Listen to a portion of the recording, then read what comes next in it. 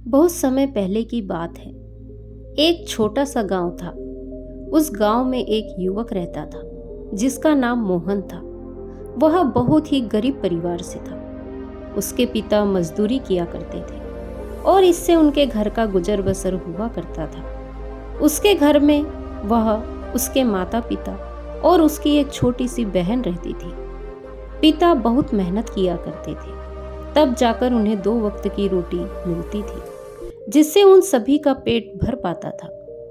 मोहन अपने घर के हालात अच्छी तरह से जानता था और वह अपने जीवन में कुछ अलग करना चाहता था। वह पढ़ने लिखने में बहुत तेज था, जिसे देखकर आसपास के लोग यही कहते कि यह बड़ा होकर कुछ बड़ा करेगा। गांव में उपस्थित हर कोई मोहन की बहुत तारीफ किया करता था। इससे उसके माता पिता भी बहुत खुश रहते। उसके माता पिता की सारी उम्मीदें मोहन पर टिकी हुई थी और मोहन भी यह बात बहुत अच्छे से जानता था, जिसके कारण मन ही मन उसके मन में एक भय उत्पन्न होने लगा था। एक डर जो कि उसे मन ही मन चिंतित कर रहा था, परेशान कर रहा था। और वह डर था कि यदि वह जीवन में अगर कुछ नहीं कर पाया तो क्या होगा। उसे डर था कि यदि वो कुछ ना कर पाया तो उसके माता पिता का सर शर्म से झुक जाएगा, और वह ऐसा नहीं चाहता था। गांव का हर एक व्यक्ति ये जानता था कि मोहन बहुत होनहार है और वह अपनी जिम्मेदारियां बहुत अच्छी तरह से समझता है। इसीलिए वह अपने जीवन में जरूर कुछ ना कुछ बड़ा करेगा, जिससे हमारा और हमारे गांव का नाम रोशन हो जाएगा। लेकिन मोहन का मन भय से भर चुका था और उसके कंधों पर यह बोझ बढ़ता जा रहा था कि वह क्या करे, कैसे करे, कहां से शुरू करे और किस तरह से वह अपने परिवार को एक मजबूत स्थिति में ला दे। मोहन की पढ़ाई अब पूरी हो चुकी थी। मोहन तरह तरह की नौकरियों की तलाश में लग चुका था। वह हर सुबह एक अच्छी नौकरी की तलाश में निकल जाता और शाम को बिना नौकरी के ही वापस घर लौटता। ऐसे ही कई दिन बीत गए, लेकिन मोहन को अब तक कोई भी अच्छी नौकरी नहीं मिली थी। जब भी कोई मोहन से मिलता तो उससे हर कोई यही सवाल करता, क्या हुआ, तुम्हें कोई अच्छी नौकरी मिली भी या नहीं। मोहन किसी की बात का कोई जवाब नहीं देता। वो मन ही मन यह सोचा करता कि मैं क्या करूं, कैसे करूं, कहां से शुरुआत करूं। एक दिन वो नौकरी की तलाश में सुबह सुबह ही घर से निकल गया। उसने कई जगह पर प्रयास किया, लेकिन कोई भी उसे काम देने को तैयार नहीं था। वो अपने जीवन में बहुत निराश हो चुका था, हताश हो चुका था, मन ही मन टूट चुका था। उसे यह समझ नहीं आ रहा था कि मैं कहाँ जाऊं। अगर घर जाता हूं तो माता पिता मुझे एक बार फिर पूछेंगे, क्या हुआ बेटा, तुम्हें नौकरी मिली। और इस बार मैं उन्हें निराश नहीं करना चाहता, मैं उनका दिल नहीं दुखाना चाहता। यही सोचता हुआ वह रास्ते में एक पेड़ के नीचे बैठ गया और फूट फूट कर रोने लगा। तभी वहां से एक बौद्ध भिक्षु गुजर रहे थे। उन्होंने मोहन को देखा और उससे कहा, क्या बात है बेटा, तुम रो क्यों रहे हो, तुम्हारी क्या समस्या है। इस पर मोहन अपनी सारी समस्या बौद्ध भिक्षु को बता देता है। उसके बाद बौद्ध भिक्षु मोहन से कहते हैं, तुम्हारी समस्या यह नहीं कि लोगों ने तुमसे उम्मीद बांध रखी है, बल्कि तुम्हारी समस्या यह है कि तुम डर चुके हो। तुम्हारा मन भय से भर चुका है और इसका एक मुख्य कारण है कि तुम्हारा मन शांत नहीं है, तुम्हारी बुद्धि भी स्थिर नहीं है। इसीलिए तुम अब तक जीवन में कुछ भी हासिल नहीं कर पा रहे हो। तभी मोहन बौद्ध भिक्षु से कहता है, हे महाराज, मुझे कोई ऐसा उपाय बताइए, मुझे कोई ऐसा मार्ग दिखाइए जिससे मैं अपने और अपने घर वालों की उम्मीद पर खरा उतर सकूं, मैं अपने सपनों को पूरा कर सकूं। तभी वह बौद्ध भिक्षु मोहन से कहते हैं, बेटा, आज मैं तुम्हें ऐसी 4 बातें बताने जा रहा हूं जिन्हें अगर तुमने अपने जीवन में उतार लिया तो अवश्य ही तुम अपने जीवन में कुछ अच्छा कार्य जरूर कर पाओगे। जो तुम चाहते हो उसे तुम हासिल कर पाओगे। लेकिन उसके लिए तुम्हें इन 4 बातों को ध्यानपूर्वक सुनना होगा और समझना होगा और इन्हें अपने जीवन में उतारना होगा। तभी मोहन बौद्ध भिक्षु से कहता है, महाराज, आप मुझे बताइए तो सही, वह कौन सी 4 बातें हैं। तभी बौद्ध भिक्षु मोहन से पहली बात बताते हुए कहते हैं, जुड़ाव।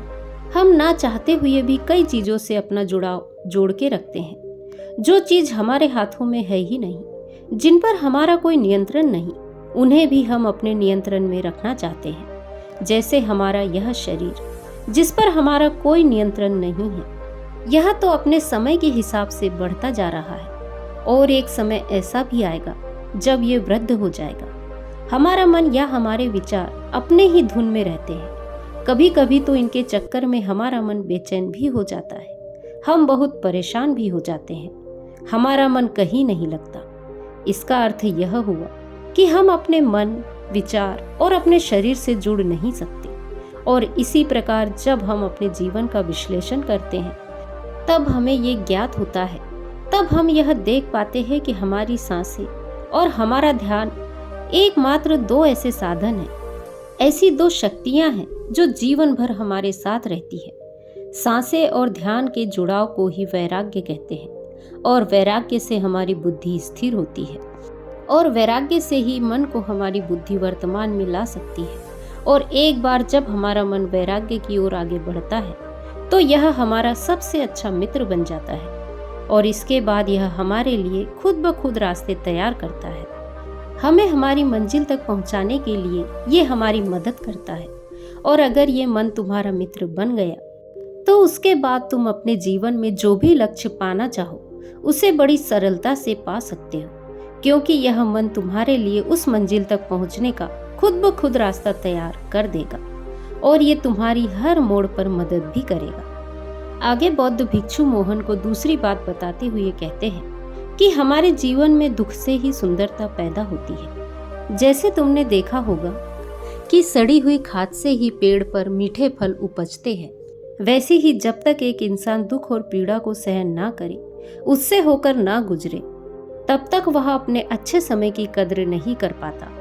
ठीक इसी प्रकार पीड़ा और दुख के बाद ही इंसान अपने जीवन में अच्छे पलों को अर्जित करना चाहता है और अपने जीवन को अच्छा बनाने के लिए वह हर मुमकिन कोशिश में जुट जाता है। बड़ी वेदना और शांति के बाद ही इंसान अपने मन पर काबू कर पाता है।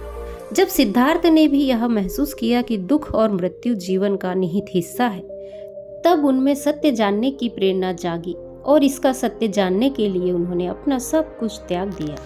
आगे बौद्ध भिक्षु मोहन को तीसरी बात बताते हुए कहते हैं, केवल मजे के लिए काम करना हमारे मन को कमजोर करता है। जैसे आंधी एक कमजोर पेड़ को उखाड़कर फेंक देती है, ठीक उसी प्रकार इंसान की माया उसके विवेक को उखाड़कर फेंक देती है। जो इंसान केवल अपने मजे के लिए जीता है, वह इंसान कभी भी अपने लक्ष्य को हासिल नहीं कर सकता, क्योंकि मन के ऊपर बुद्धि और बुद्धि के ऊपर विवेक है और हमारा विवेक ही हमें सही गलत की पहचान बताता है और फिर वह बुद्धि को एक सही दिशा देता है। और यदि एक इंसान का विवेक ही नष्ट हो जाए तो इंसान कभी भी अपना लक्ष्य साध नहीं सकता, वो अपने लक्ष्य तक कभी पहुंच नहीं सकता। ये जो आनंद है, जो मजा है, जिसके लिए हम जीते हैं, ये हमें हमारी इंद्रियों से मिलता है। और इंद्रियां क्या है? जब हम अपना मनपसंद भोजन करते हैं तो जीभ को अच्छा लगता है और वह हमारे मस्तिष्क को एक आनंद देती है। जब हम किसी अच्छी खुशबू को सूंघते हैं तो हमारी नाक को बहुत अच्छा लगता है।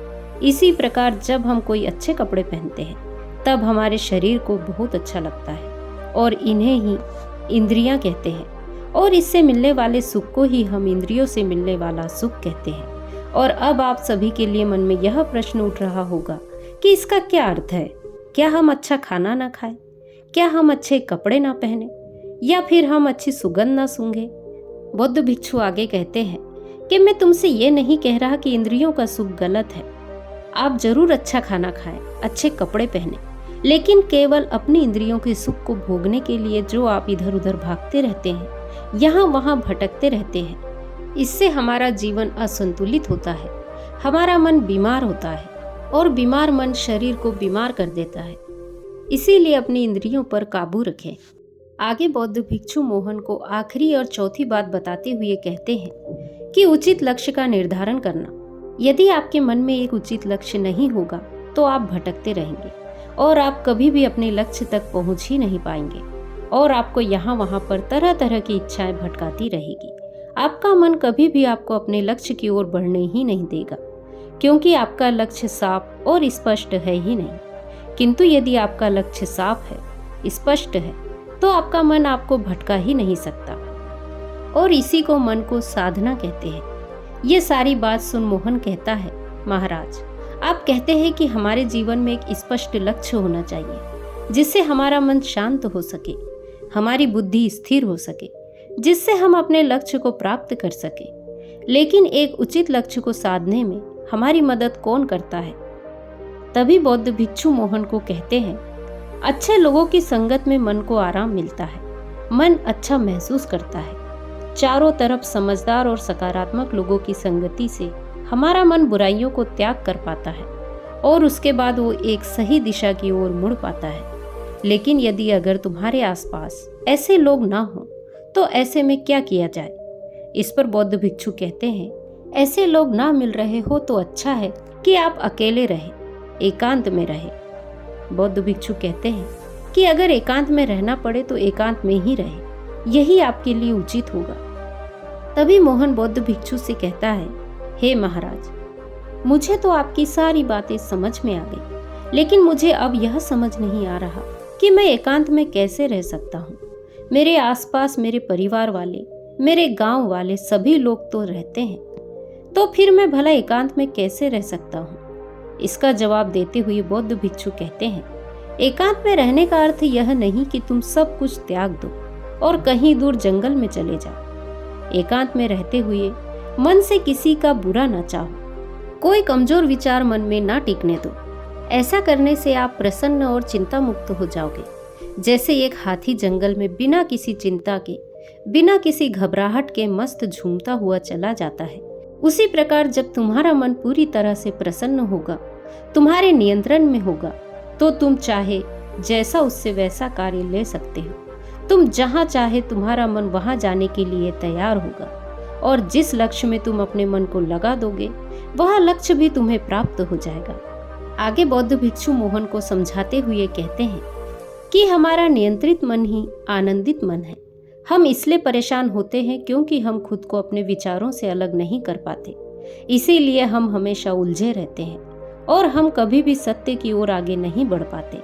कि ध्यान करने से हम अपने मन पर भी काबू पा सकते हैं। अर्थात ध्यान का मूल उद्देश्य यही है कि उससे आपके मन को आज़ादी मिले। आप ध्यान करने से अपने मन को आज़ाद कर सकते हैं, अपने आप को स्वतंत्र कर सकते हैं। इतना कहकर बौद्ध भिक्षु शांत हो जाते हैं। अब मोहन को भी ये सारी बातें अच्छी तरह से समझ में आ चुकी थी। मोहन बौद्ध भिक्षु को प्रणाम करता है और अपने घर की ओर लौट आता है।